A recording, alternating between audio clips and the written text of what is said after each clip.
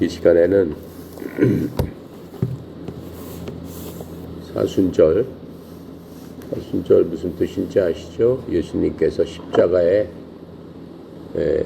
달리시기 전 40일간의 예수님께서 하셨던 행적에 대해서 우리가 묵상을 해보면서, 특별히 이제 예수님께서 우리를 위해서 돌아가셨기 때문에 예수님께서 돌아가시기 일주일 전은 고난주간이라고 합니다. 40일간 2000년 전의 역사적인 일이지만은 예수님께서 항상 살아서 우리와 함께 하시기 때문에 그 예수님의 그러한 것들이 지금의 우리가 있게 했고, 지금 우리가 구원받은 그 기쁨으로 살게 해주시는 겁니다. 그래서 과연 우리가 그 예수님, 그 하나님이신 예수님, 구원자이신 그 메시아를 어떻게 받아들이고, 그 메시아의 은혜, 메시아의 영광, 구원의 구속하심, 이런 모든 것들을 이번 시간에 우리가 집중적으로 한번 묵상하고 생각하고, 또 그것을 우리 마음속에 그 말씀을 붙들고 메디테이션이라고 그러죠. 명상이라고 하죠. 그것을 함으로써 우리가 영적으로 더 강해지고 또 성령으로 충만케 하는 그런 일들이 이 기간에 있었으면 좋겠습니다. 특별히 오늘은 우리가 이사야서 53장을 통해 가지고 예수님의 그 고난, 예수님의 그 말씀을 한번 묵상해보는 그러한 시간을 갖도록 하겠습니다. 이사야서는 구약이죠. 성경 1033쪽에 있습니다. 구약 1033페이지.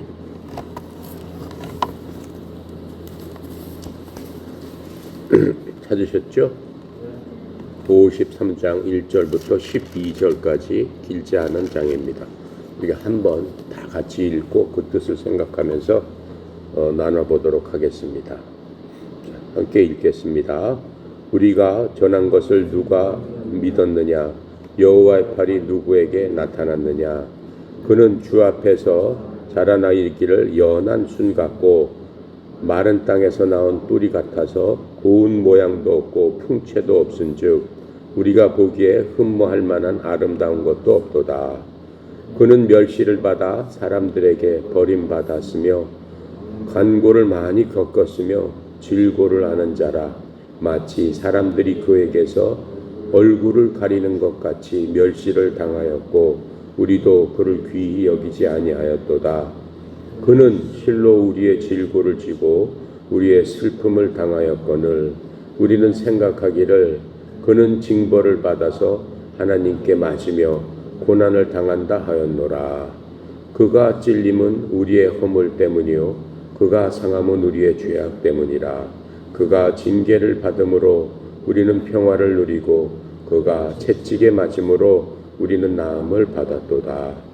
우리는 다 양 같아서 그릇 행하여 각기 제 길로 갔거늘 여호와께서는 우리 모두의 죄악을 그에게 담당시키셨도다.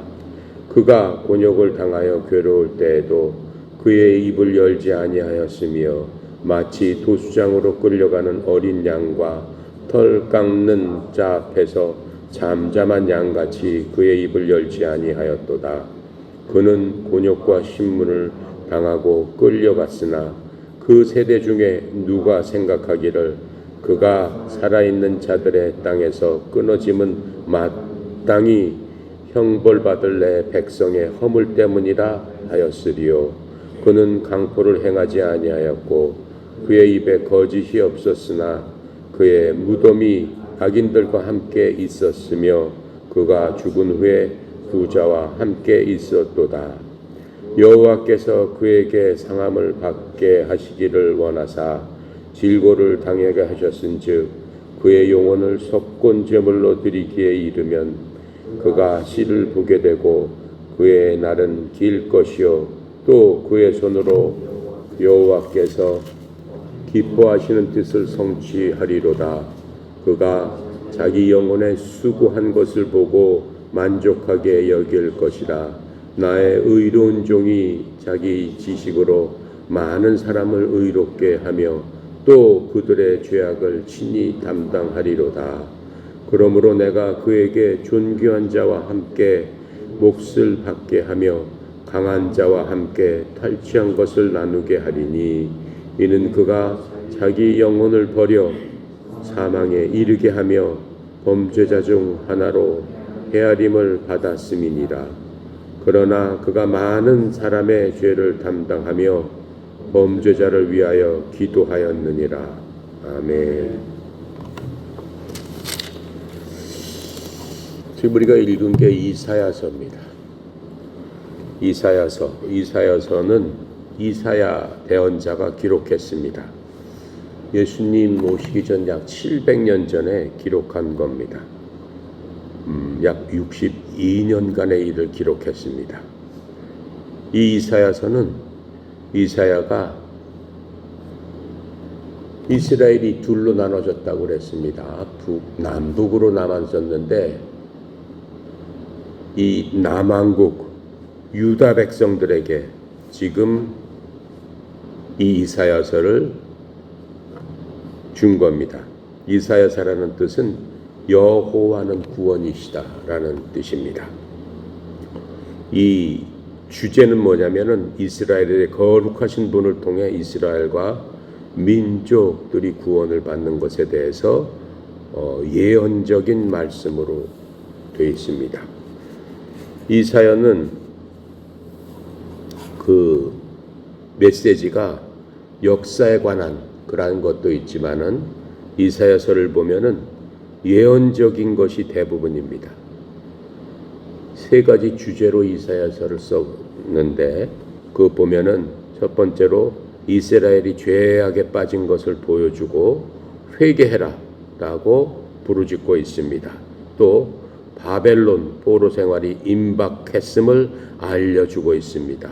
그리고 마지막으로 고난받는 메시아를 통해서 하나님의 구속이 임하고 있는 것과 나중에 이 땅에서 그분을 통해서 하나님의 왕국이 이 땅에 세워지고 하나님의 영광이 드러나는 그런 것들을 알려주고 있습니다. 그래서 이사야서는 성경 66권으로 성경이 구성되어 있죠. 근데 이사야서가 묘하게 66장으로 구성되어 있습니다. 성경에 보면 구약이 39권이고 신약이 27권으로 되어 있습니다. 그거하고 똑같이 이사야서에도 전반부 39장과 후반부 27장으로 되어 있습니다. 그렇게 해서 지금 이 66장의 핵심 절은 바로 우리가 읽은 53장입니다. 53장은 고난받는 메시아에 대해서 상세하게 우리에게 알려주고 있는 겁니다. 이걸 곰곰이 읽어보면 앞으로 700년 후에 이 땅에 하나님의 아들인 메시아께서 오셔가지고 맨 처음부터 출생부터 시작해가지고 영광 받으시는 그때까지 일목요연하게 한 장에서 축약적으로 핵심적으로 그렇게 써 있는 것들을 우리가 볼 수 있습니다. 그래서 이 구약에서 그 이사야서는 다른 어떠한 구약보다도 한번 꼭 우리가 공부해야 될 그러한 그 책입니다. 그래서 이사야서는 성경 전체 중에서도 가장 이 53장이 으뜸되는 그러한 장이라고도 할 수 있습니다. 그래서 지금 우리 읽은 53장은 어떻게 나눠지냐면은 1절부터 12절까지 지금 우리가 읽었습니다. 우리가 읽은 53장의 1절부터 4절까지는 예수님의 일생과 사역에 대해서 4절에서 1절부터 4절에서 간단하게 축약시켜 놓고 있습니다. 또 5절부터 8절까지 보면은 예수님의 죽음에 대해서 어떻게 죽으셨는가 하는 것에 대해서 설명을 해주고 있고 9장에서는 아리마대 요셉 그 부자의 무덤에 장사 지낸 그 사실에 대해서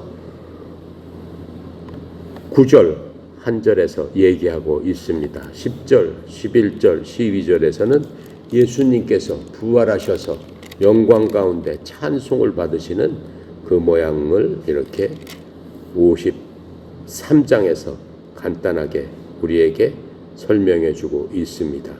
이 이사야서 53장은 이 성경 중에서 어떻게 보면 최고봉이에요. 산 중에 산이 에베레스트 산인 것처럼 성경 중에서 가장 뛰어난 장이 바로 이 이사야서 53장입니다.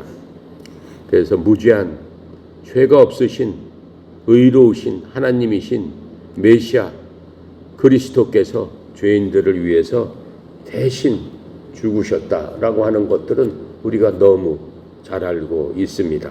즉, 온 세상의 죄를 대신한 대신 속죄, 어턴먼트라고 하죠. 어턴먼트, 바로 그 어턴먼트를 위해서 이 땅에서 인간으로 오셨지만은 죄는 없으신 분이다 라고 우리가 배웠습니다.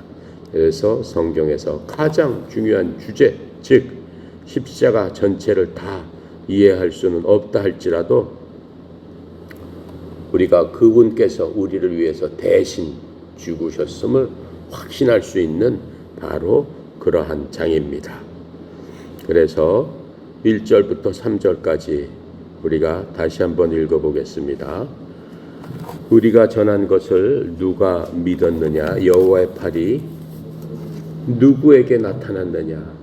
그는 주 앞에서 자라나기를 연한 순 같고 마른 땅에서 나온 뿌리 같아서 고운 모양도 없고 풍채도 없은즉 우리가 보기에 흠모할 만한 아름다운 것이 없도다. 그는 멸시를 받아 사람들에게 버림받았으며 간고를 많이 겪었으며 질고를 아는 자라. 마치 사람들이 그에게 얼굴을 가리는 것 같이 멸시를 당하였고 우리도 그를 귀히 여기지 아니하였도다. 우리가 복음서를 읽어봤을 적에 예수님께서 태어나면서 또 30살까지 가난한 아버지 목수의 자식으로 이 땅에 오셔가지고 나사렛이라는, 말하자면 지금으로 보면 할렘 같은 도시예요. 가난하고 천한 사람들이 모여서 사는 갈릴리 옆에 이름 없는 나사렛에서 그 아버지와 함께 목수 일을 하면서 그렇게 이름도 없이 힘도 없이 빚도 없이 30살까지 겸손하게 유천하게 살았던 예수님을 우리가 알고 있습니다. 자, 그래서 이 1절 2절 때 보면은 주님께서 여호와의 팔이 누구에게 나타났느냐, 주의 팔이 누구에게 나타났느냐 지금 이렇게 말씀하고 있잖아요.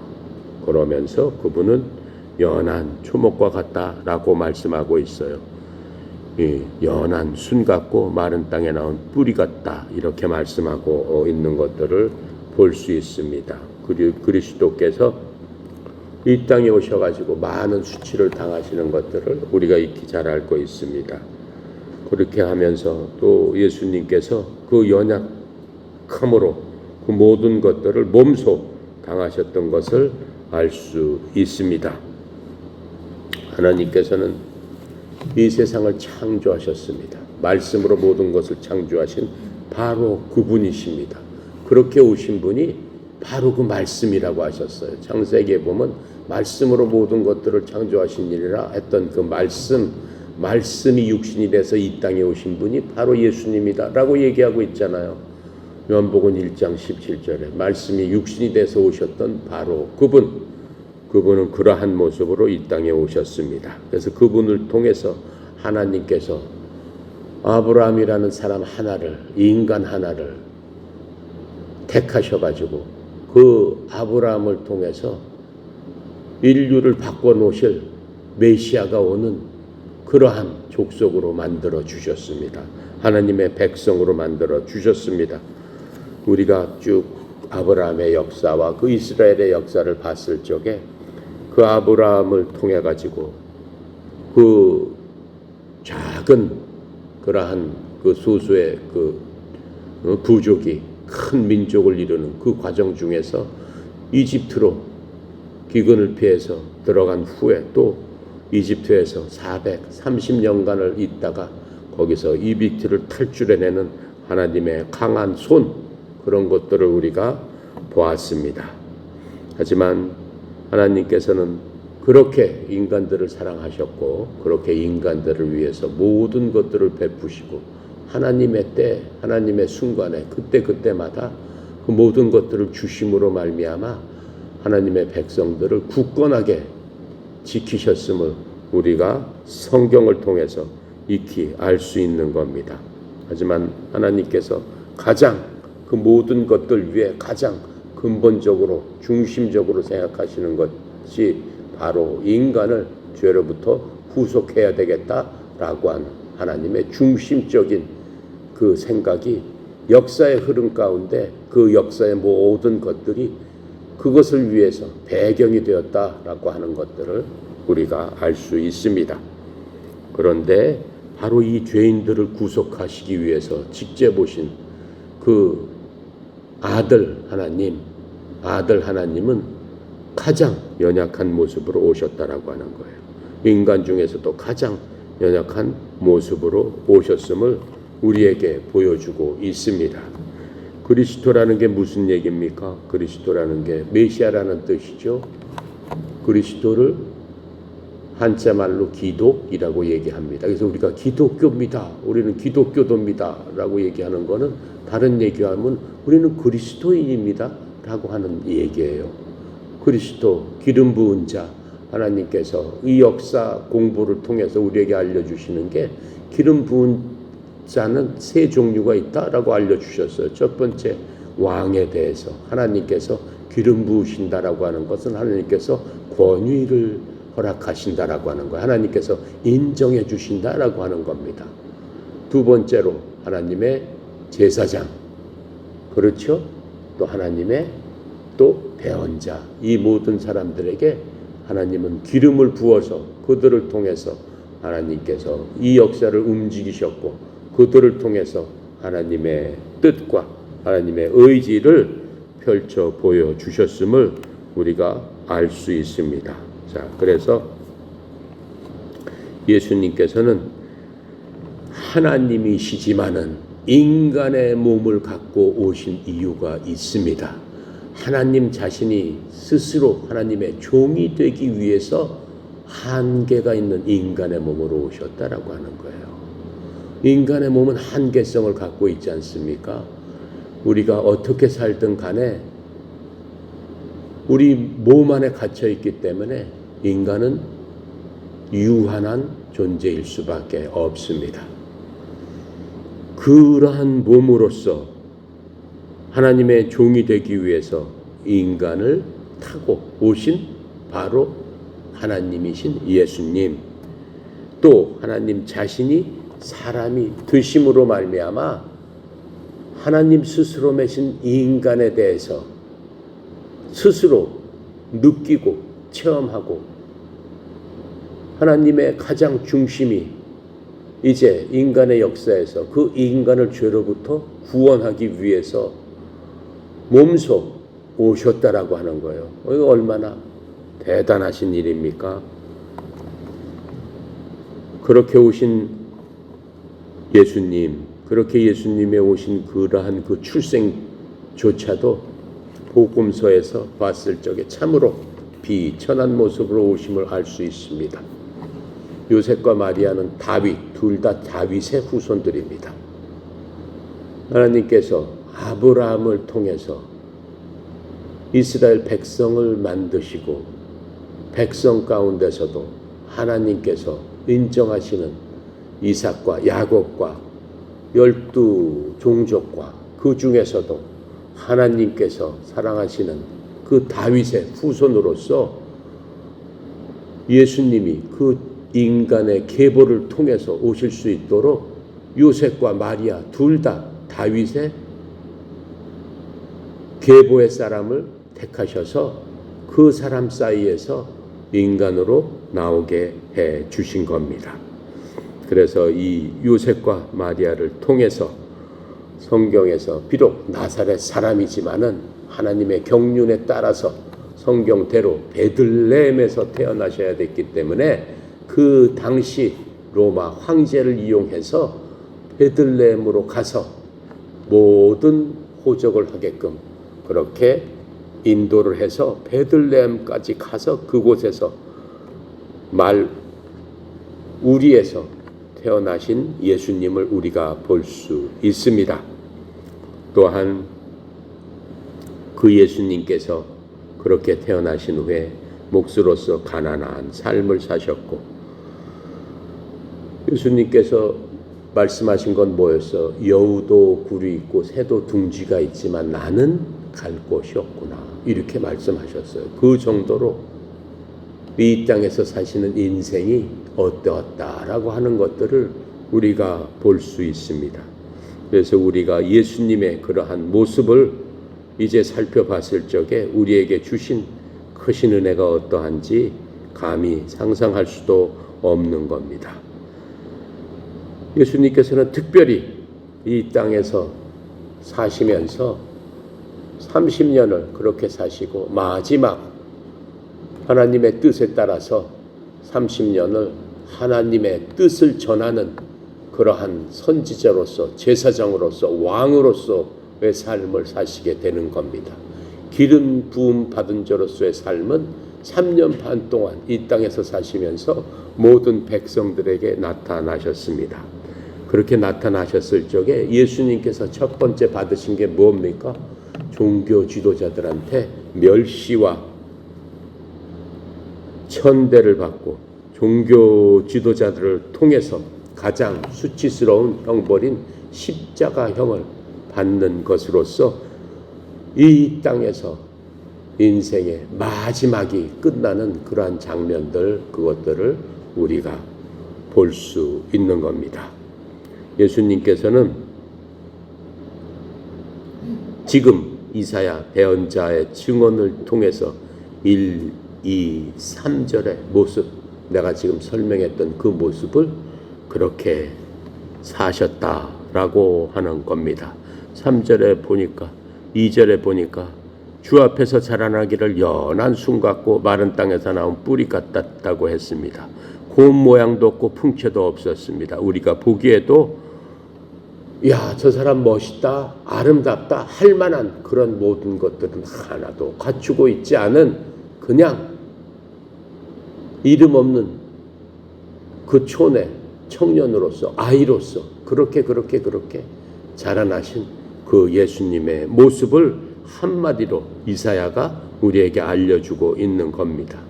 그 이후에 그분이 이 땅에 오셨을 적에 3절에 받으신 것은 뭐였습니까? 멸시를 받아서 사람에게 버림을 받았습니다. 또 여러 가지 많은 고난을 받고 또 많은 시련을 받아서 사람들한테 멸시를 당했고, 또 모든 사람들이 예수님을 귀히 여기는 사람이 없었더라 라고 설명해 주고 있는 겁니다. 자, 그 모습이 바로 예수님이십니다.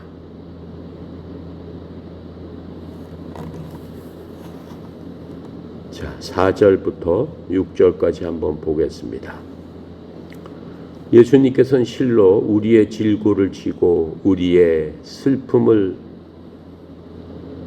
당하였거늘 우리는 생각하기를 예수님께서 징벌을 받아 하나님께 맞으며 고난을 당한다 하였노라. 그게 예수님의 마지막 모습이에요. 예수님의 마지막 모습이 십자가에서 가운데 달리시고 양쪽에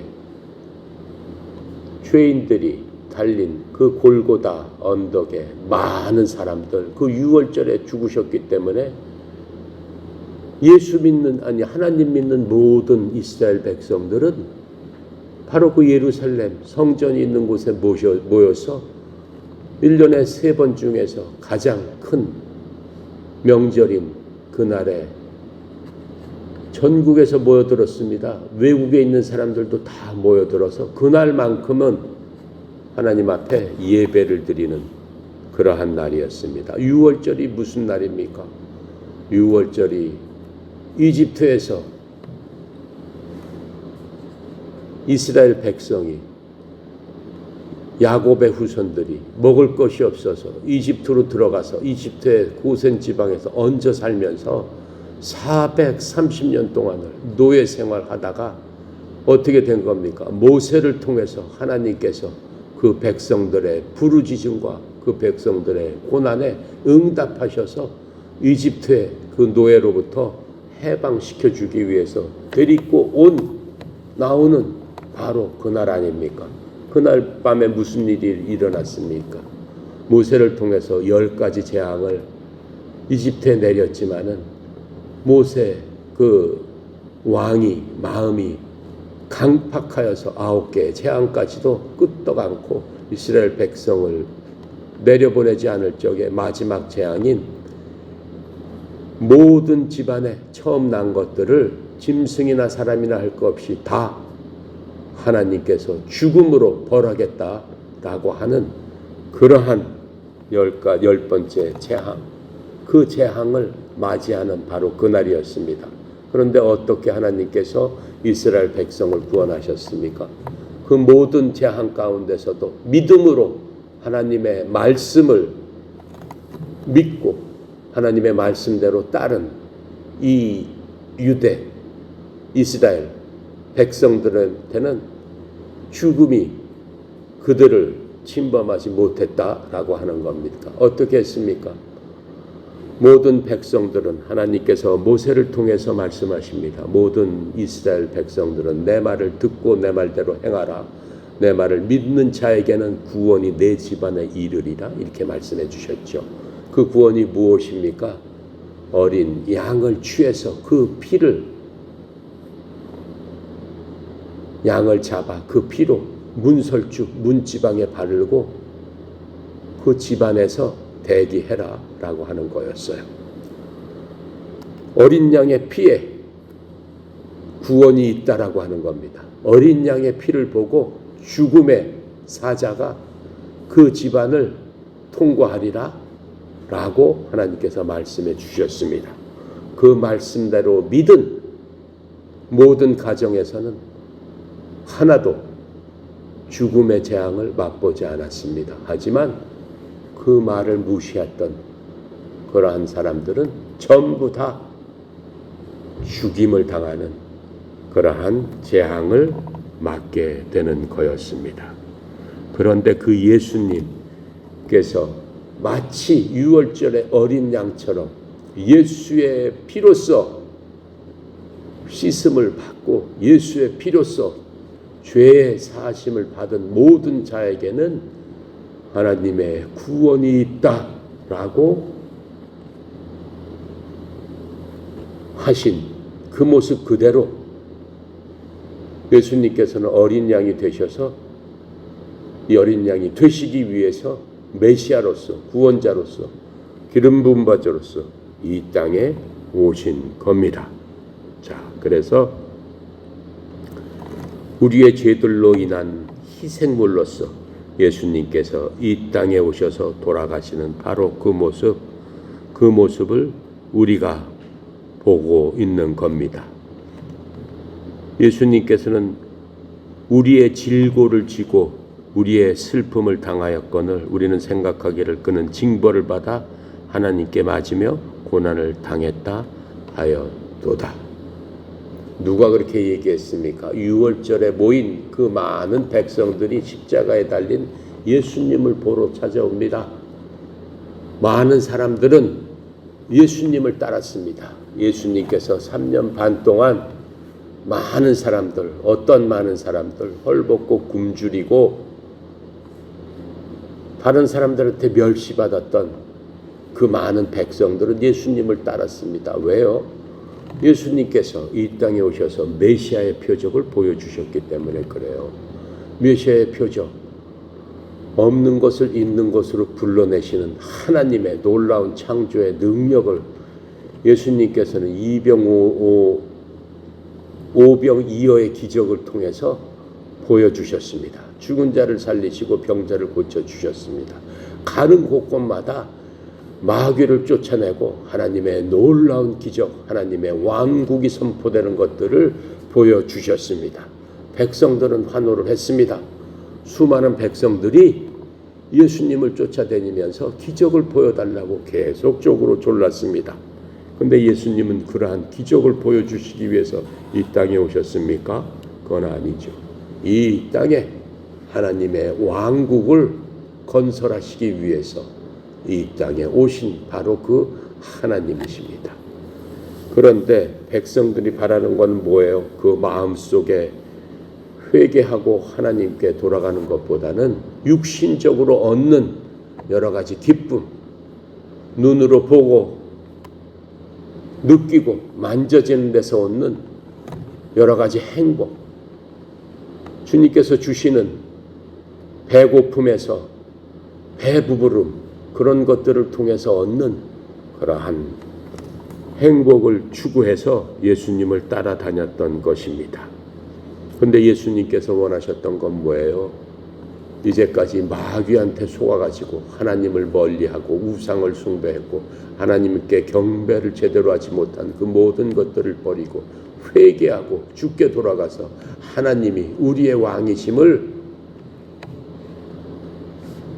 믿고 의지하고 예수님을 통해서 그 모든 것들을 하나님께서 말씀해 주셨지만은 어때요? 그 백성들은 보이는 것, 만져진 것, 느끼는 것만으로 예수님을 의지하고 따라다녔던 것들을 우리가 볼 수 있습니다.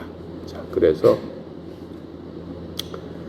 결국은 그 사람들이 자기네 원하는 대로 예수님께서 하시지 않으니까는 그렇게 수많은 사람들이 예수님을 따라다니고 환호하고 예수님으로 인해서 잠시나마 행복을 누렸던 그 사람들이 자기의 뜻대로 자기의 생각대로 예수님께서 움직이시지 않는다고 생각해서 예수님을 배신하게 되는 겁니다. 오히려 그 사람들이 예수님께 돌을 던지고 예수님을 십자가에 못 박으소서라고 하면서 예수님께 침을 뱉는, 십자가에 못 박는 그러한 일들이 일어나게 된 겁니다. 그럼에도 불구하고 예수님께서는 어떻게 해요? 묵묵히 그 모든 일들을 당하시고 또 오히려 예수님께서는 그렇게 당하시면서 첫 번째 하신 말씀이 뭐예요? 아버지여 저들을 용서하여 주시옵소서. 그 말씀이셨어요. 저들이 하는 일이 무엇인지를 모르고 있습니다. 저들을 용서하여 주시옵소서. 용서의 말씀을 우리에게 주시면서 예수님께서 하시는 것은 우리에게 모범이 되고 우리가 따라야 될 바로 그런 겁니다. 그래서 예수님께서 하신 그 말씀은 어떠한 말씀보다도 죽기 전에 십자가에서 7가지 말씀을 하셨는데 그 말씀은 어떠한 말씀보다도 우리에게 더 깊은 믿음과 감명과 우리가 꼭 해야 될 그러한 말씀을 주시면서 가셨다라고 하는 겁니다. 그래서 이 4절에는 매를 맞는 메시아, 이 땅에 오신 예수님께서는 매를 맞고 찔리고 고난당하고 결국에는 죽임을 당하기 위해서 이 땅에 오셨다라고 하는 거예요. 인간이 얼마나 간악하면은 우리를 만드신 그분이 그렇게 되어야만 그것도 간신히 깨달을 수 있겠느냐라고 하는 거예요. 그건 뭐예요? 마귀의 괴계 때문에 마귀에 한 번 넘어간 이 인간의 그 악한, 마귀의 그 악한 그 죄의 모습을 우리가 볼 수 있는 겁니다. 그래서 죄 없는 메시아가 우리의 죄들로 인해서 희생물로 대신 죽는 바로 그 모습, 그것을 우리가 볼 수 있습니다. 5절에 보니까 예수님께서 이제 십자가에서 찔림을 받았습니다.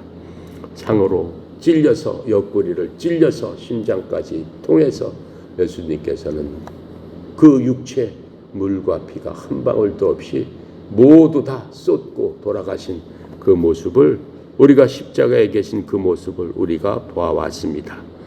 그런데 그 찔림은 예수님의 허물이 아니야 우리의 허물 때문이라고 했습니다. 예수님께서 채찍임에서 상하고 가시관을 쓰셔가지고 얼굴이 상하시고 한 그 상함은 우리의 죄악 때문에 예수님께서 우리가 당해야 될 고초를 본인이 다 짊어지셨다고 말씀하고 있는 겁니다. 그래서 그가 이렇게 징계를 받았습니다. 누구한테 징계를 받은 겁니까? 하나님께 징계를 받은 겁니다. 예수님께서 십자가에서 그렇게 달리신 것은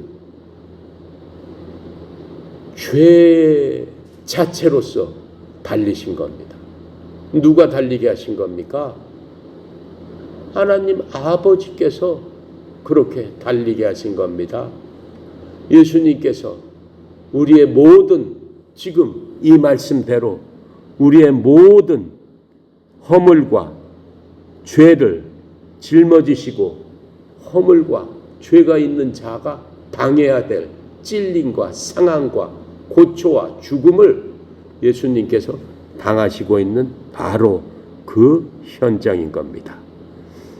그렇게 됨으로써 우리가 얻는 것이 무엇이겠습니까? 우리는 더 이상 죄와 허물에서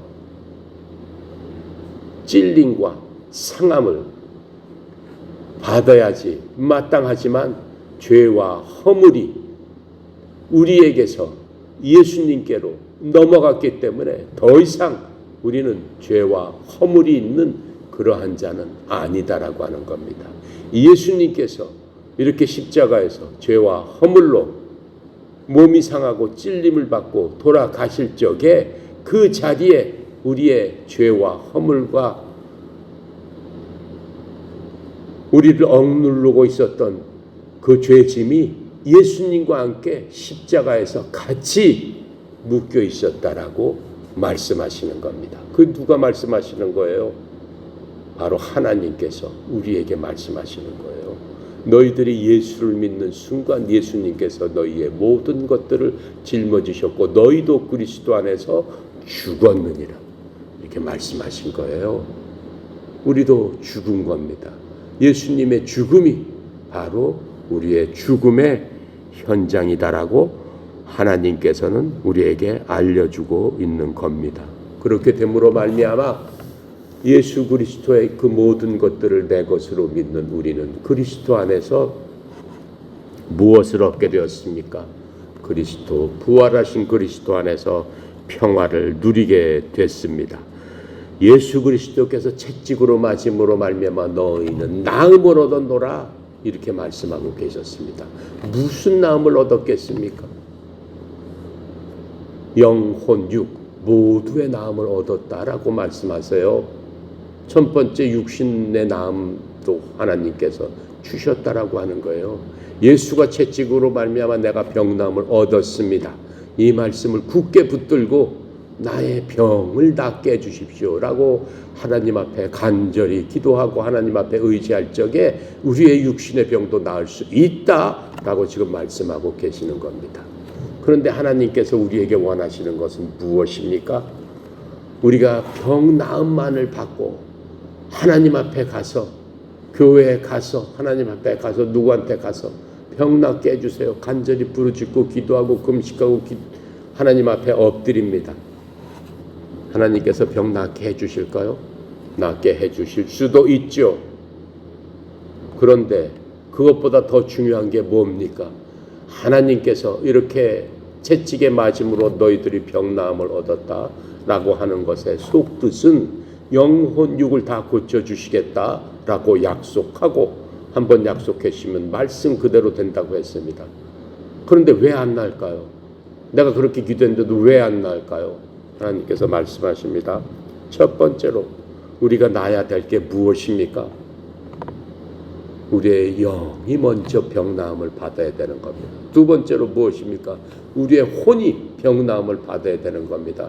영혼이 멀쩡해지면은 육체의 병은 그대로 낫게 된다라고 하나님 말씀하고 있는 겁니다. 우리의 영은 어떻게 예수가 찔림으로 상함으로 돌아가심으로 말미암아 어떻게 병이 났습니까? 우리의 영은 죽었던 상태였습니다. 사망의 상태였습니다. 죄로 인해서 하나님과 우리의 관계가 완전히 끊어진 상태가 되어버렸던 겁니다. 근데 예수님께서 그 모든 것들을 회복하심으로 말미암아 하나님과 우리 사이에 막혔던 그 큰 장벽이 한꺼번에 우르르르 무너지는 것들을 하나님께서 우리에게 보여주셨어요. 어디에 보여주셨어요? 성경에 보면은 하나님께서 다 이루었다. 예수님께서 다 이루었다. 주여 내 영을 아버지 손에 맡기나이다 라고 하시면서 눈을 감는 순간 무슨 일이 이루어졌습니까? 저 예루살렘 성전에 두껍게 쳐져 있던 지성소로 들어가는 그 휘장문이 어떻게 됐어요? 위로부터 아래까지 완전히 찢어졌더라 라고 말씀하시는 겁니다. 무엇을 뜻하는 겁니까? 이제 하나님과 나 사이에 우리가 죄인이었기 때문에 하나님 앞에 들어갈 수 없는, 하나님 앞에 온전히 설 수 없는 그러한 우리들이 이제는 대제사장처럼 하나님 앞에 죄가 없는 깨끗한 자로서 하나님 앞에 모든 것들을 드릴 수 있는 권한을 받은 대제사장처럼 우리가 대제사장이 되어서 하나님께 곧바로 들어갈 수 있는 그러한 자격을 얻었다라고 하는 겁니다. 더 이상 죄가 하나님과 우리 사이를 갈라놓지 못하는 바로 그러한 것들을 예수님께서 자신의 육체로서 그 모든 것들을 열어주셨다라고 하는 겁니다. 그래서 우리는 믿음으로 말미암아 예수님 그리스도 안에 들어가고 그리스도로 말미암아 하나님의 대제사장이 되어서 하나님께 직접 의지하고 아뢰 수 있는 그러한 특권을 가진 자가 되었다라고 하는 겁니다. 그 다음에 우리의 혼은 온전히 주님 앞에 드려져야 되는 겁니다. 우리의 생각과 마음과 우리의 모든 것들이 그리스도 안에서 하나님께 온전히 하나님을 찬양하고 우리의 주인이 온전히 하나님이심을 고백하고 하나님께 우리를 내어드릴 적에 우리의 혼이 치유를 받는다라고 말씀하고 있는 겁니다. 그렇게 됐을 적에 믿음을 통해서 하나님께서 우리를 온전하게 우리의 육체도 고쳐주시는 바로 그 하나님이심을 우리가 알아야 되는 겁니다. 바로 그 말씀이 바로 이 말씀인 겁니다. 자, 그래서 오늘은 6절까지 우리는 다 양 같아서 그릇 행하여 각기 제 갈로 갔거늘 여호와께서는 우리 모두의 죄악을 그에게 담당시키셨도다. 그가 담당하고 어린 양처럼 십자가에 매달린 그 예수님을 이 시간 우리가 바라보고 묵상하면서 예수님의 질고를 통해서 우리의 모든 병마와 질고와 우리의 영혼 육이 구원을 받아서 건강해졌음을 하나님 앞에 감사하는 그러한 저희들이 되기를 희망합니다. 기도하고 마칩니다. 감사하시고 거룩하신 하나님, 참으로 은혜 감사합니다. 이사야 53장을 통해서 하나님께서 우리에게 예수님의 그 모든 것들을 하나부터 열까지 온전히 우리를 위해서 내어주신 그 예수님을 묵상하는 시간을 갖게 해주신 주님 감사합니다. 이 묵상을 통해서 일생 동안 우리의 구원자이신 예수님과 동행하며 하나님께서 채찍에 맞음으로 말미암아 너희들은 병나음을 얻었다 하신 그 말씀대로 우리의 영혼 육이 이제 온전히 병나음을 얻고 주님을 온전히 온전한 가운데 찬송하는 저희들 다 되도록 주님께서 축복하여 주시옵소서. 옆에 속하 있는 사랑하는 하나님의 귀한 아들 딸들에게 아버지 하나님, 하나님의 말씀이 정말로 빛이 되고 길이 되어서 온전히 주님과 동행하게 하여 주시옵소서. 특별히 송영 이사장님 협회를 이끌어 나아갈 때마다 성령님께서 함께 하시고 성령님의 은혜로 우리 협회가 온전히 주의 종을 통해서 하나님의 무한하신 자원을 흘려보내는 그 통로의 역할을 하기 위해서 주님 세우셨사오니 주께서 친히 인도하여 주시옵소서. 모든 것 주께 의탁드리며 감사드리며 우리 주 예수 그리스도 이름으로 기도드렸습니다. 아멘.